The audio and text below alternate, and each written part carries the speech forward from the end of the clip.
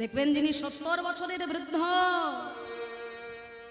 তাকেও আপনি যদি বলেন বাবা জীবন তো শেষের দিকে গো, সে বিশ্বাসই করতে চায় না যে এই জগৎটা ছেড়ে আমাকে চলে যেতে হবে।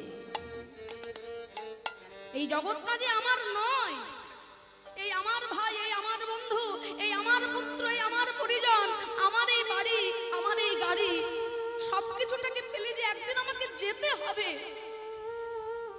এটা আমার বিশ্বাসই করতে ইচ্ছা হয় না। কেন?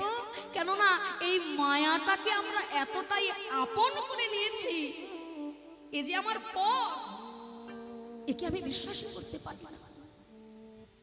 বিশ্ব ব্রহ্মাণ্ডের অধীশ্বর তিনি, বিশ্বের সবকিছু তার সৃজনকর্তা।